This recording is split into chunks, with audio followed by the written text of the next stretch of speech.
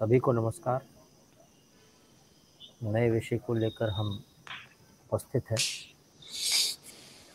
विषय कुछ डराने वाला है लोगों को, क्योंकि देश जो है वो लोकतंत्र से चल रहा है और कुछ लोग देश के जो बेसिक कैरेक्टर हैं उसको शायद बदलना चाह रहे हैं। हमसाए के अच्छे नहीं आसार, खबरदार। दीवार से कहने लगी दीवार, खबरदार। उस मोड़ पे तो अमन और शांति थी, उस मोड़ पर भी चलने लगी तलवार, खबरदार। स्थिति ये है, आज बड़ा डेवलपमेंट हुआ। 2-3 दिन से चल रहा था डेवलपमेंट। पटना में पुलिस और एजेंसीज को एक ऐसी बात पता लगी दस्तावेज के माध्यम से, जिसमें ये लिखा है कि 2047 में इस्लामिक राज कैसे आएगा, और भी बहुत सारी चीजें लिखी हुई है उसमें। फुलवारी शरीफ एरिया में छापा मारा गया था और पीएफआई का लिंक सामने आ रहा है, ऐसी बात आई है, पुलिस ने बताया है। तो स्थिति यह है कि भारत जो है वो सेकुलर राज्य है। स्टेट बोलते हैं, सेकुलर राज्य मतलब सेकुलर स्टेट है। कोई इसकी जो बेसिक बुनियाद है उसको बदलना चाहता है। कुछ लोग हैं, पुलिस को भी पता लगा है, सिक्योरिटी एजेंसीज को पता लगा है। स्थिति जो है वो गजब इसलिए है क्योंकि इसमें बहुत से लोग शामिल थे। दो व्यक्ति पकड़ाए हैं, उसमें से एक व्यक्ति तो पुलिस में भी काम कर चुका है और विभिन्न बातें उनसे जब पूछी गई तो सामने आया कि वो अलग अलग तरीके से लोगों को मोबिलाइज करते थे अपने उस उद्देश्य के लिए, जिसके तहत वो चाहते थे कि या चाहते हैं कि इस देश में राज जो हो वो इस्लामिक राज हो। अब समस्या जो है वो ये है कि कुछ लोगों को भारत के बंटवारे के बावजूद भी अभी तक शांति नहीं मिली है। 2047 में, मतलब 1947 में देश आजाद हुआ था, उससे ठीक 100 साल बाद नई प्लानिंग बन रही है और एक चिंताजनक है। हमारे साथ पैनल मौजूद है और आगे भी वो रहेंगे, कुछ लोग और जुड़ेंगे। और डॉक्टर राजीव सिंह हमारे साथ हैं, राजनीतिक विश्लेषक हैं। डॉक्टर संजय सिंह कछवे हैं, वो सनातन विचार को सामने रखते हैं। और सुदीप प्रताप सिंह जी हैं, बिहार की धरती पे शांति, लोगों की सेवा, लोगों की मदद करने के लिए कार्य कर रहे हैं। हम अगले कुछ समय चर्चा करेंगे कि आने वाले में भारत को कौन कहाँ ले जाना चाहता है। डॉक्टर राजीव सिंह, मैं आपसे मुखातिब होता हूँ। ये जब खबर आ रही है कि कुछ लोग बरगला रहे हैं, मैं डॉक्यूमेंट पकड़ में आया है कि कैसे 2047 में इस देश का स्ट्रक्चर बदला जाएगा, डेमोग्राफी बदली जाएगी, कैसे देखते हैं?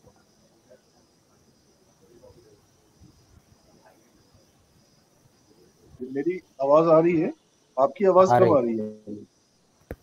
आ रही है, आपकी आवाज आ रही है। ये 2047 में जो कल न्यूज पढ़ा मैंने, ये देख के इतना बुरा लगा। और इतना सबसे दुख की बात ये है कि उसमें एक पुलिस वाला जो रिटायर्ड दरोगा है झारखंड पुलिस का, वो इसमें शामिल है। जब भी कोई पुलिस वाला जब भर्ती होता है तो वो इस ओथ के साथ भर्ती होता है कि वो जीवन पर्यंत रिटायरमेंट के पश्चात भी देश सेवा करेगा, और इसके बाद वो मरते दम तक देश सेवा करेगा। लेकिन ये मुझे पढ़ के देख के बहुत दुख हुआ। इसमें एक झारखंड पुलिस का एक दरोगा शामिल था। इस देश में क्या हो रहा है? मैं तो कह रहा हूँ कि उसकी पूरी जो करियर है, मैं यहाँ से शुरू करूंगा दरोगा से, कि उसको पूरे करियर के दौरान उसकी जांच होनी चाहिए। उसका संदेश आता है क्या? अभी उसकी जो सोच है, ये सोच तो ड्यूरिंग सर्विस में भी हुआ होगा। कितने लोगों के साथ उसने नाइंसाफी की होगी। ये तो एक बात है, क्योंकि मैं पुलिस से तो व्याख्यान देता हूँ, तो मेरे लिए थोड़ा ये इमोशनल मसला है, क्योंकि मुझे ये देख के बहुत बुरा लगा पुलिस वाला शामिल है। और आप ये सोचिए कि ये लोग प्लान कर रहे हैं कि 2047 में भारत को इस्लामी राष्ट्र बनाना है। मतलब ये कौन सी सोच है? ये कैसी मानसिकता है? किस मानसिकता में जी रहे हैं? इसका क्या समाधान है? मैं तो समझ नहीं पा रहा हूँ। ये कितनी गलत सोच है। और मैं तो भारत सरकार, मैं ये भी नहीं समझ पा रहा हूँ कि जो पीएफआई है, तो पिछले कई वर्षों से इतने सारे सबूत आ रहे हैं, हमारे जो एजेंसीज हैं उनके पास पर्याप्त सबूत है कि पीएफआई जो है राष्ट्र विरोधी काम कर रही है, देश विरोधी काम कर रही है। तो क्या भारत सरकार किस बात का इंतजार कर रहा है? ये मैं आज तक नहीं समझ पा रहा हूँ। भारत सरकार उस पर एक्शन क्यों नहीं लेता पीएफआई पर? सिमी को बैन किया गया है। सिमी का ही जो पीएफआई है, जो सिमी का ही मुझे लग रहा है कि नया रूप है। पीएफआई कोई और नाम से आ जाएगा, यस, शब्दों का मैं कह खेल है रहा हूँ। बस। तो मैं वही कह रहा हूँ कि आप बार बार उसको बैन करोगे। सिमी को इन्होंने बैन किया, इन्होंने उसको नया रूप पीएफआई कर लिया। उससे कोई लेकिन हल तो निकला नहीं, ये, उससे कोई ये हल तो सोच निकला बदलनी नहीं, पड़ेगी उन्होंने हमें। नया नाम रख लिया। मान लीजिए सिमी ही पीएफआई है तो। मैं वही कह रहा हूँ कि उस बेसिक जो हमें काम करना है कि सोच बदलनी पड़ेगी। एक तरफ हम ये कहते हैं कि भारत सेक्युलर देश है, भाईचारा है, मिलके रहेंगे। एक तरफ आप इस पे काम कर रहे हो कि इस्लामी राष्ट्र बनाना है। अगर कोई हिंदू कहेंगे कि हमें हिंदू राष्ट्र बनाना है, तो आप उसका विरोध करोगे, जबकि हिंदू बहुसंख्यक है। मैं यहाँ पे हिंदू मुस्लिम या किसी धर्म की बात नहीं कर रहा हूँ। मैं ये कह रहा हूँ कि भारत एक लोकतांत्रिक देश है। इस तरह की जो विचार है, इस तरह की जो समस्या है, इस पे बैन लगनी चाहिए। और इस पे क्या है कि इसकी जरूरत ये है कि ये कैसे होगा इसका समाधान। जो बुद्धिजीवी वर्ग हैं, चाहे वो मुस्लिम धर्म से हो, चाहे हिंदू धर्म से हो, चाहे अलग अलग धर्म के हो, उनको इस पे काम करना पड़ेगा। देश सेवा, धर्म से ऊपर राष्ट्र को देखना पड़ेगा, तभी इस तरह की समस्याएं से हमें निजात मिल पाएगी। डॉक्टर सुदीप प्रताप जी। जी देखिए, ये बहुत, और ये जो अभी हो रहा है, ये कोई अचानक हुआ नहीं है, और ये प्री इंडिपेंडेंस है। कुछ एलिमेंट्स ऐसे उस समय भी थे जिन्होंने भारत का विभाजन स्वीकार किया, और भारत के विभाजन के लिए उन्होंने अपना आंदोलन चलाया। वो उसी एलिमेंट का ये कंटिन्यूएंस है। और पीएफआई जब तक, अब आपको देखना पड़ेगा, जब वो बोलते हैं कि सर तन से जुदा कर दे, और उस पर कोई भी लॉजिकल वॉइस उस कम्युनिटी से नहीं आता है मना करने के लिए, तब ये समझ में आता है कि या तो कम्युनिटी में जो अच्छे लोग हैं, जो भारत के साथ हैं, या उनकी चलती नहीं है, या उनको प्रश्रय नहीं दिया जाता है कि वो इनका विरोध करे। अगर ये मेजॉरिटी कम्युनिटी से इस तरह का कोई बात आए, तो आप देखेंगे कि जितने सारे लोग हैं सब उसका विरोध करेंगे। पुलिस प्रशासन एक है, और जैसे आपने बताया कि नाम बदल के आ जाएंगे, सिमी थे, पीएफआई आए, कुछ और भी आ जाएंगे। और ये कोविड के समय भी इसी जगह पटना में कोविड के समय में भी इतने सारे बाहर से मौलाना आए हुए थे जो मस्जिद में थे, और विदाउट लोकल पुलिस और बिना किसी कानूनी, किन्हीं बहुतों का वीज़ा भी एक्सपायर हो गया था तब भी थे। तो कहीं ना कहीं इसको हम लोग बहुत हल्के फुल्के और सुपरफिशियल तरीके से ले रहे हैं। ये कानून का तरीका एक है, दूसरा ये माइंडसेट समझना, और इस माइंडसेट को बहुत कड़ाई से निपटना, ये दूसरा मसला है। और जब तक ये दोनों साथ नहीं होगा, तब तक मामला इस तरह का आते रहेगा। अभी ये झारखंड के जो पुलिस ऑफिसर हैं, इनका क्या कहेंगे? ये तो अनपढ़ भी नहीं है। जू बियर का आप देख रहे हैं, और अब तो स्वीकार किया है, जो जू बियर कहते थे वो भी आज स्वीकार हो गया कि आपका टर्की के साथ आप संबंध रखते हैं, जहाँ पे जिसके शासक को आप खलीफा मानते हैं, उनके साथ भी हो गया। और ये सुनिए, 10% भी अगर जुड़ जाएंगे तो बहुसंख्यक समाज आपके अंदर में होंगे, आप वो घुटने पे आ जाएगा ये सोच। और उनको फिर इस्लाम में कन्वर्ट कर लेंगे, ऐसा बोला गया। एक चीज ये और भी देखना है कि अगर आप बहुसंख्यक समाज को बहुत ज्यादा इस तरह से प्रताड़ित करेंगे और इस तरह का बात सामने आएगा, हो सकता है कि रिएक्शन हो। और जब बहुसंख्यक समाज कोई प्रतिक्रिया करेगी तो कितना डरावना होगा, ये समझने वाली बात है। हम तो चाहते हैं मोहब्बत हो, मोहब्बत और अमन कायम रहे, इंसान का इंसान से हो भाईचारा, यही पैगाम हमारा। ये क्या किताबों में ही लिखने की चीजें हैं, या किताबों से बाहर भी आएगी? एक पाकिस्तान बना दिया, फिर बांग्लादेश निकाल दिया। अब क्या चाहते हो, क्या इच्छा है?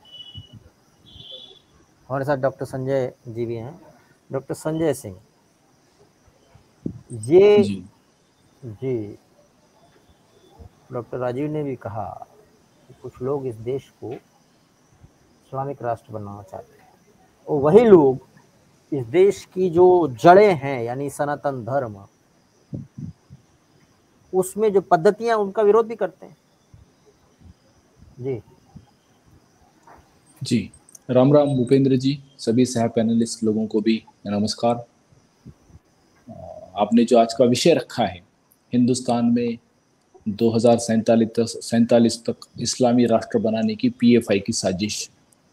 देखिए बंधुओं, यह हम सबके सामने अलग अलग समय पर सामने आ ही रहा है कि अगर हमारी दृष्टि से आप देखेंगे तो हमने कभी, जिसे आर्यावर्त या पारस कहा जाता है, ईरान को इसी तरीके से छोड़ा है। हमने कभी महाभारत के गांधारी का गांधार यानी अफगानिस्तान कहा जाता है, इसी तरह से छोड़ा है। हमारे सप्त सिंधु का प्रदेश, जहाँ की सरस्वती नदी के किनारे पर हमारे वेद, वेदांत, सांख्यिकी, शास्त्र, उपनिषद लिखे गए, वो आज पाकिस्तान बनकर छोड़ा गया है। आपके और हमारे सामने 90 के दशक में कश्मीर हिंदू विहीन किया गया है, और इसलिए आज अगर कोई 2047 में इस्लामिक राष्ट्र की धमकी देता है तो हमें उसे सीरियसली लेना पड़ेगा।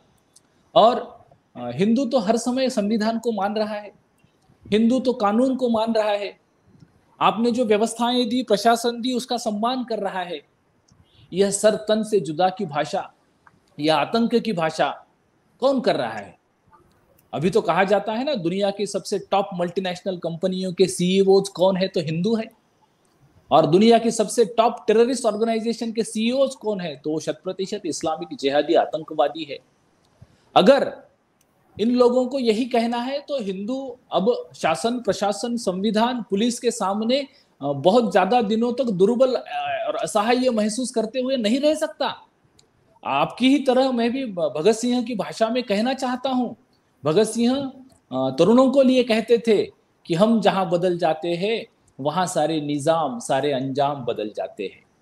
हम जहां बदल जाते हैं वहां सारे निजाम, अंजाम बदल जाते हैं। कौन कहते हैं भगत सिंह पैदा नहीं होता? पैदा तो होते हैं लेकिन नाम बदल जाते हैं। अगर हिंदुओं की रक्षा करने के लिए ये शासन, प्रशासन, पुलिस खड़ा नहीं रहेगा तो भगत सिंह जैसे बहुत सारे सुपुत्र इस हिंदुस्तान में खुद की रक्षा और प्रतिरोध के लिए खड़े रहेंगे। जैसे अभी हमारे सह पैनलिस्ट ने कहा कि यह विषय सिर्फ और सिर्फ कानून का नहीं है। हम एक पीएफआई सिमी को पकड़ेंगे, बैन करेंगे, दूसरा पीएफआई तैयार होगा, कोई लश्कर तैयबा पर करोगे तो कोई और लश्कर हिजबुल मुजाहिदीन बनेगा। तो यह विचार उस विचार का समस्या है। डायग्नोसिस जो है ना, वो अगर ऐसा है कि इस्लाम के अंदर यह फिर से हो रहा है तो हिंदुस्तान के मुसलमानों को तय करना पड़ेगा, वसीम रिजवी की तरह जितेंद्र सिंह त्यागी बनना है या इस्लाम के अंतर्गत कुछ सुधारणा करनी है। अगर नहीं करेंगे तो 110 करोड़ हिंदू अगर मजबूरन जागरूक होंगे और हिंदू भी कहेंगे कि हमारे 33 करोड़ देवी देवताओं की हर भुजाओं में शस्त्र है, आप सुनेंगे नहीं, तो हम भी अगर सशस्त्र होकर उत्तर देंगे तो 110 करोड़ के आगे नहीं है। लेकिन नहीं, लड़ाई की बात नहीं कर रहे हैं, जंग या लड़ाई किसी चीज का हल नहीं है भूपेंद्र जी। लेकिन आप समझिए ना इस बात को, चीज का हल नहीं है। नहीं, लेकिन कितने कॉर्नर तक जाएगा ना हिंदू, इसका भी कुछ मर्यादा होगी ना। हल नहीं है, लेकिन उसकी भी कुछ मर्यादा होगी ना। किसी चीज का हल अब आप भूपेंद्र जी आप बोलिए ना, कोई है। नहीं, एक मिनट, एक सवाल है। जी जी जी।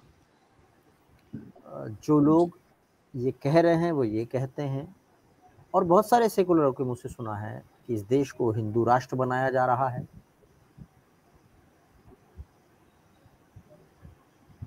जी देखिए भूपेंद्र जी, हिंदू राष्ट्र के लिए डराया क्यों जाता है मैं समझता नहीं हूं। अरे भाई, हिंदुत्व क्या है?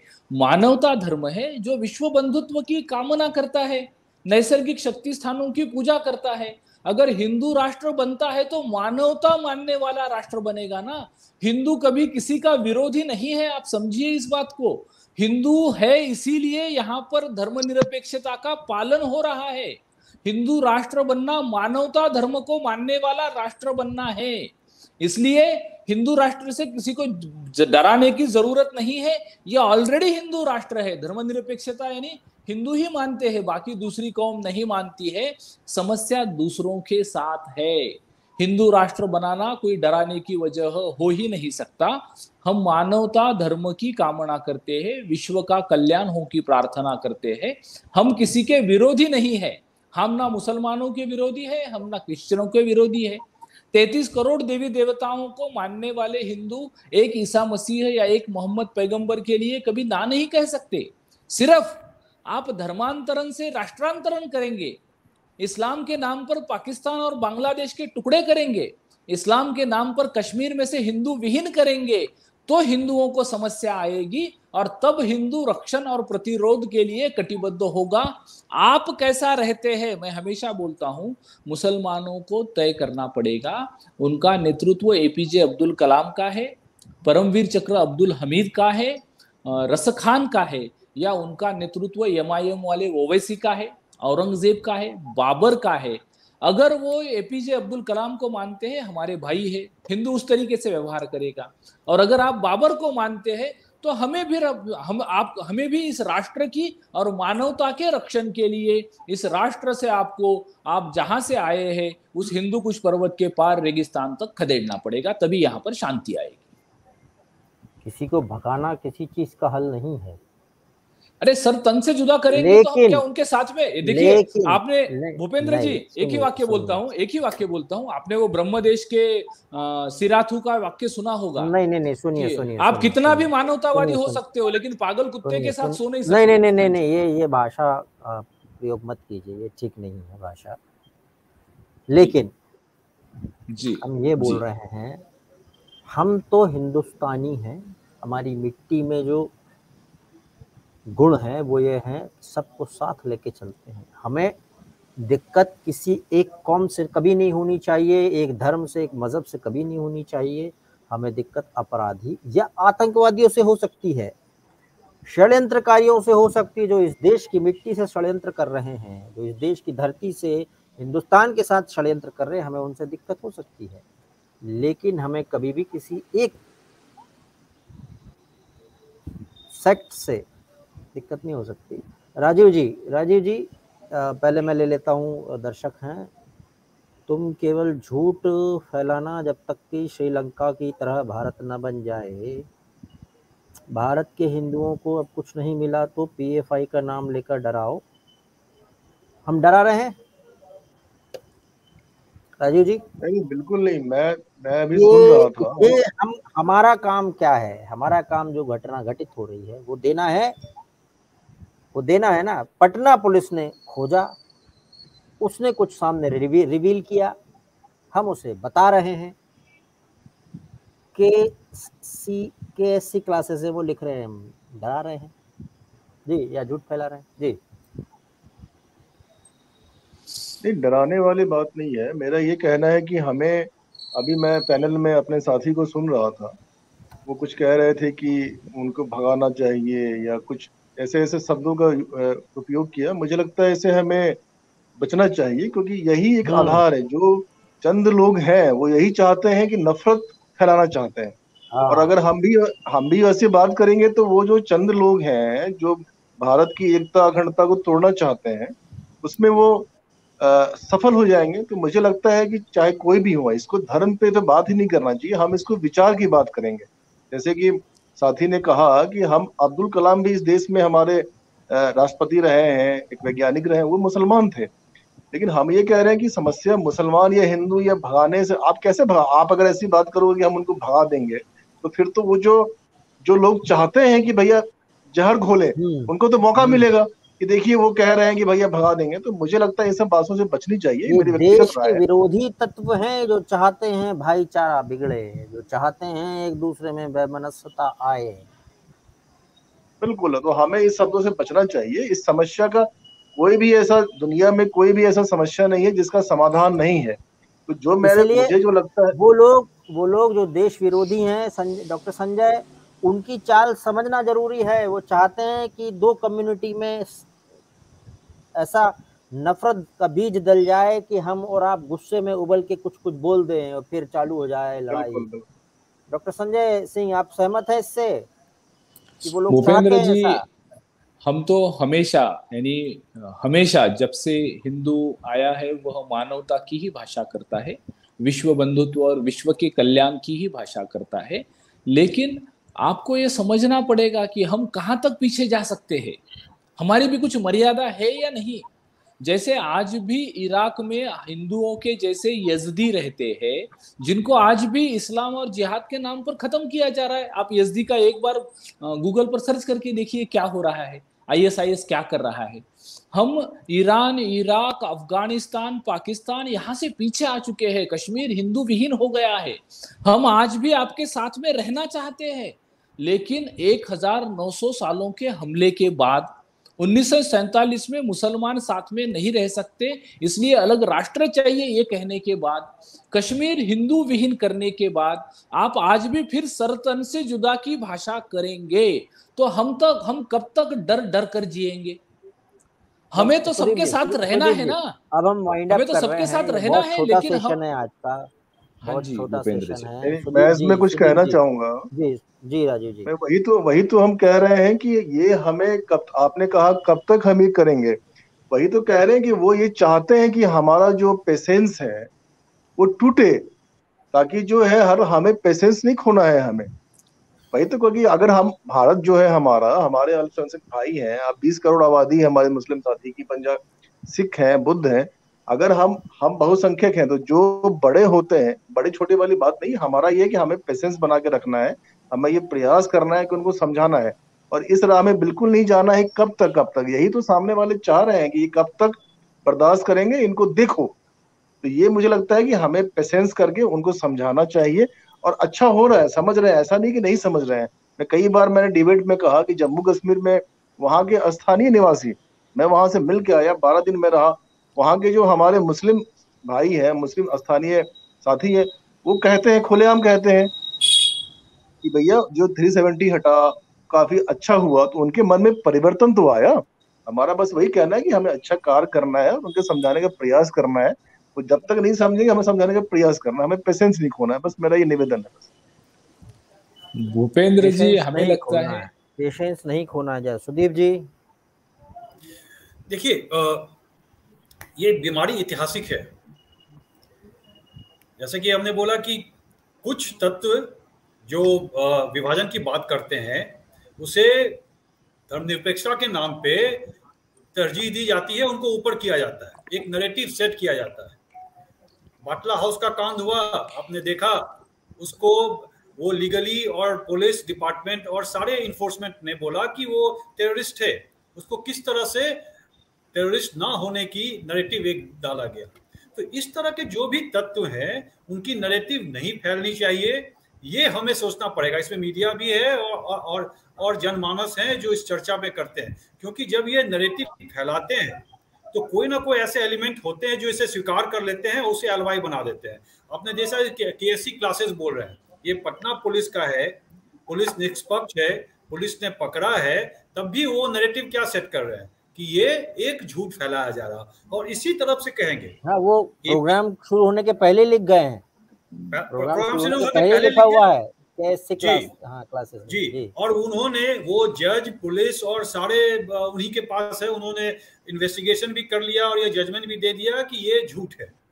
अब देखिए, यही बात है कि पेशेंस तो रखना चाहिए, जरूर रखना चाहिए, लेकिन आपको ये समझना पड़ेगा कि जब, और आज का जो माहौल है जो हम लोगों में देख रहे हैं, लोगों के डिस्कशन में ये बात है कि इस तरह से आप किसी का गर्दन कैसे काट सकते हैं, इस तरह से किसी पे क्यों कैसे बोल सकते हैं।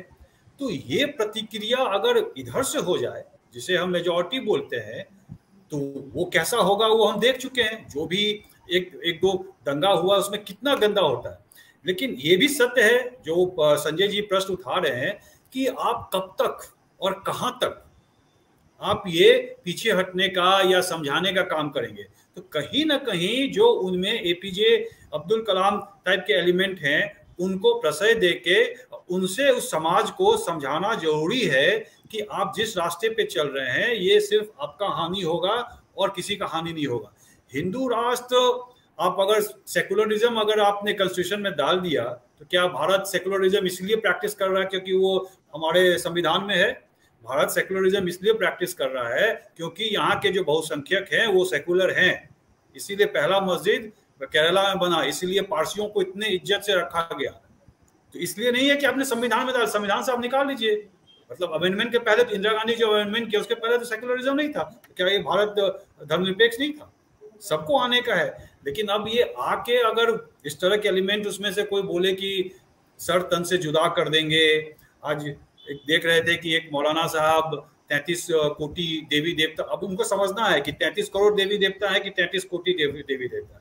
ये समझे बिना अगर आपको आहत करे तो ये भयावह स्थिति है। और इस पे लॉ एंड ऑर्डर से ज्यादा है कि उन समाज के अंदर के जो अच्छे लोग हैं उनको तरजीह देके उनसे समाज को समझाया जाए। बहुत लंबी समय चलने वाला है, क्योंकि ये आपने देखा है कि कितने लंबे समय से धर्मनिरपेक्ष तुष्टिकरण के नाम पे ये चीज एलिमेंट को प्रश्रय दिया गया है। उसी तरह एक बहुत लंबी लड़ाई होगी कि उनमें जो अच्छे एलिमेंट है उनको उस तरजीह दिया जाए।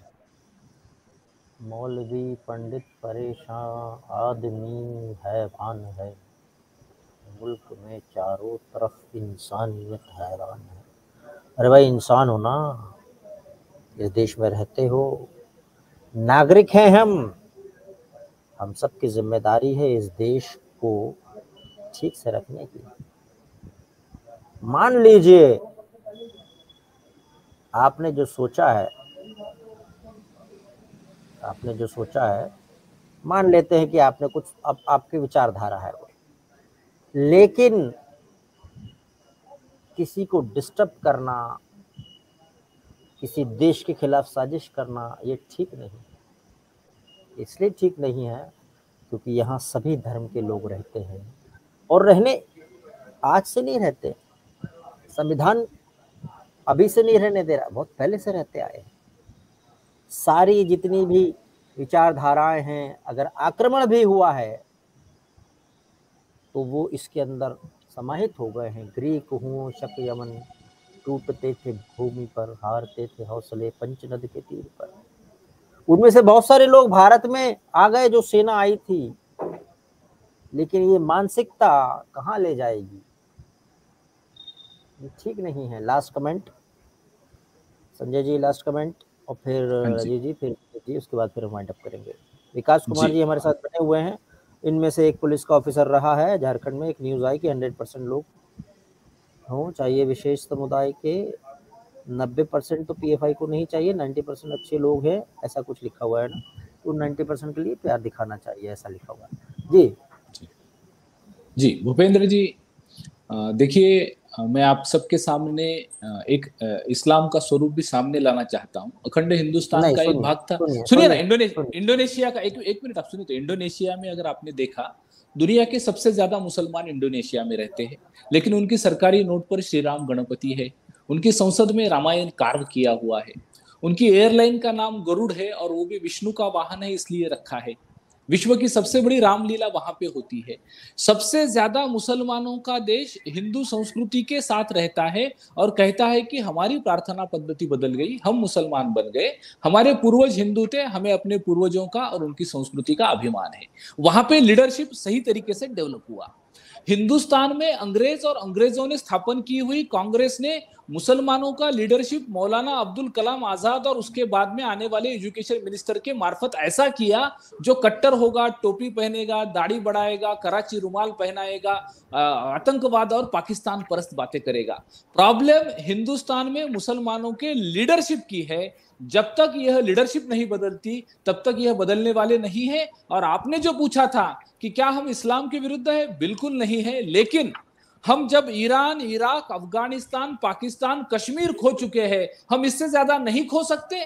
हम रक्षण और प्रतिरोध के लिए, अपने अस्तित्व के लिए खड़ा रहेंगे और उसमें कोई गलत बात नहीं है, नहीं तो हम विश्व से मिट जाएंगे। अब इनको समझना पड़ेगा सरकार को कि ये पीएफआई जैसी ऑर्गेनाइजेशन को बैन करे, कार्यवाही करे, ताकि हिंदू आपके पीछे खड़ा रहेगा। अगर आप नहीं करेंगे तो हिंदुओं को अपने अस्तित्व के लिए, रक्षण और प्रतिरोध के लिए खड़ा होना पड़ेगा। डॉक्टर अजीत सिंह।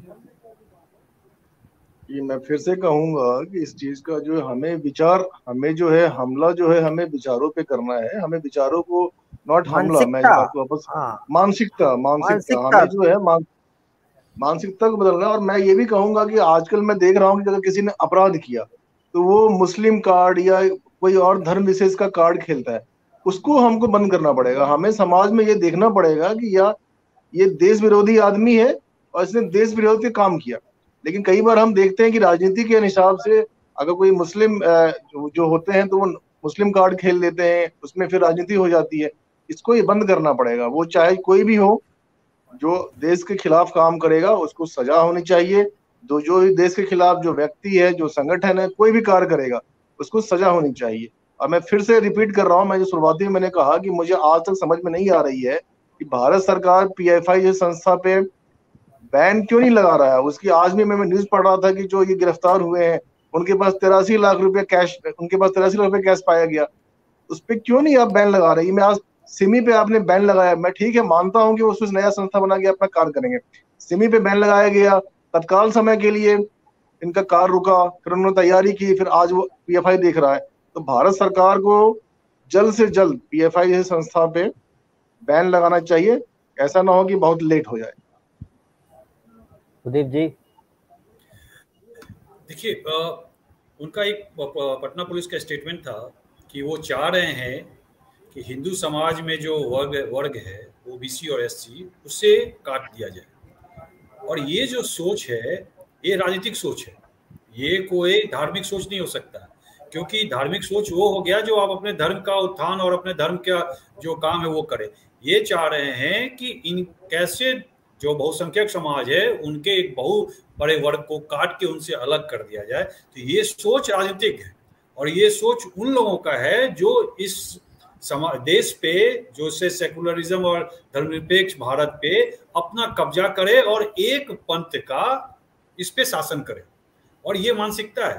तो हमें ये सोचना पड़ेगा ये मानसिकता कहाँ से आता है। ये मानसिकता क्या उनके स्कूल कॉलेज है वहां से आता है? तो सरकार को वहां पे उसके रेगुलेट करना पड़ेगा। दूसरा, जब तक उनके गुड एलिमेंट्स उनके समाज के उनको प्रश्रय दे के और उनसे नहीं बुलवाया जाएगा, तब तक ये मामला सिर्फ पुलिस प्रशासन से या बैन करने से नहीं हल होने वाला है। क्योंकि अगर किसी समाज में उस चीज का अधिकताई होती है, मैक्सिमम होता है, तो वो किसी ना किसी रूप में आएगा। तो ये मानसिकता पे हमें पता करना पड़ेगा रीजन क्या है और इस रीजन पे काम करना पड़ेगा। जी, आप सभी लोगों ने बोला। एक मुकेश कुमार शर्मा जी हैं, एसएसपी ढिल्लो की उच्च स्तरीय जांच की जाए। अच्छा, मुकेश कुमार शर्मा जी हमारा शो देख रहे हैं। अब हम इसको वाइंड अप करते हैं। देखिए, मोहब्बत ज़रूरी है इंसान के लिए। जब इंसान आया होगा इस धरती पर, तो जो हम इतने 800 करोड़ के आसपास पहुंच रहे हैं ना, वो मोहब्बत के ज़रिए ही पहुंचे हैं। और जब भी जंग हुई है, जंग ने सबको मिटाया है, जंग ने आबाद नहीं किया। जंग ने केवल और केवल ये जो मन के अंदर ऐसे कुछ लोग सोच लेते हैं ना कि मेरा ही सब कुछ चलेगा, पूरे सब जगह सारे मुल्कों में मेरा राज चलेगा। उनके ईगो को सेटिस्फाई जरूर किया है, लेकिन लोगों को सेटिस्फाई नहीं किया है। इसलिए शांति भी चाहिए। आप उठा के देख लीजिए, जितने भी गद्दे नशी थे, जितने भी तख्त नशी थे, सारे चले गए। कोई बचा है? नहीं बचा। फिर ये मानसिकता ठीक नहीं है। दिलों में मैल है तो साफ कर दूंगी, मोहब्बत नाम है मेरा, इंसाफ कर दूंगी। एक और बात याद आती जाते जाते, ये मत करिए, मंजर भोपाली याद आ रहे हैं कि यहाँ गुनाह हवा के छिपाए जाते हैं, चिराग खुद नहीं बुझते बुझाए जाते हैं। इन चिरागों को बुझने मत दीजिए, जलाए रखने दीजिए। ये चिराग एक दूसरे के साथ रोशनी करेंगे। इस दुनिया को दफन कर दो, इस दुनिया को नहीं, दफन कर दो 7 संदूकों में रखकर समंदर में। इस दुनिया को मोहब्बत की सबसे ज्यादा जरूरत है। चलिए, आपने हमें देखा, सुना। नमस्कार। धन्यवाद। राम राम।